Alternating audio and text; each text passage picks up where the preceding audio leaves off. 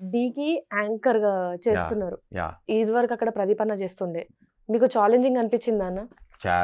ఛాలెంజింగా pack మరి ప్రదీప్ ఏంటసలు? హ్మ్. వేరే లెవెల్ ప్రదీప్. ఆ! ఇప్పుడు ఇంకోటేంటంటే, నేను ప్రదీప్ అంత బా చేసినా, రేపొద్దున నా ఓన్ స్టైల్‌లో నేనెంత ఇంప్రెస్ చేసినా, ఇంప్రెస్ చేసిన. ప్రదీప్ వాల్యూ వేరు. ఎందుకంటే వాళ్ళు సెట్ చేశారు ఒక స్టాండర్డ్‌ని. అవును. ప్రదీప్ గాని, సుధీర్ గాని, రష్మి వీళ్ళ ముగ్గురు కాంబినేషన్‌లో వాళ్ళొక స్టాండర్డ్ సెట్ చేశారు.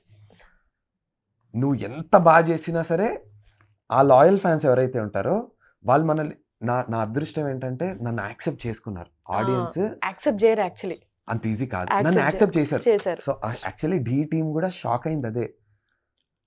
టైం పడుతుందేమో ఆది అన్న కూడా అదే అంటాడు.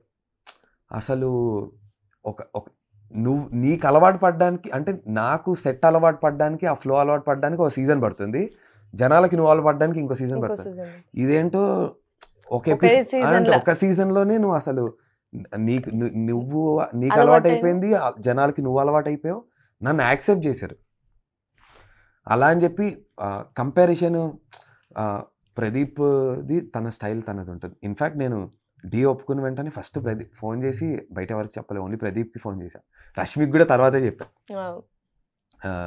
ప్రదీప్‌కి ఫోన్ చేసి డార్లింగ్ ఇలా చేస్తున్నా అంటే, సూపర్ నాకు ఏదైనా చెప్పు డార్లింగ్, ఏదైనా టిప్స్ చెప్పు అబ్బాయి అంటే, ఏ టిప్స్ ఏంటి, నువ్వు హ్యాపీగా నువ్వు ఎలా మాట్లాడుతావు, నువ్వు ఎంత చిల్లు ఉంటావు అలాగే ఉండు, అదే నచ్చుద్ది జనాలకి, అసలు ఆలోచించకు నందు. ఎందుకంటే ప్రదీప్‌కి నేను బయట బాగా తెలుసు కాబట్టి నా బాడీ లాంగ్వేజ్ నేను ఎలా చేస్తాను కొంచెం నువ్వు అది ప్రెజెంట్ చేయి జనాలకి నువ్వు నచ్చుతావు అన్నాడు. సో అలా యాక్సెప్ట్ చేశారు.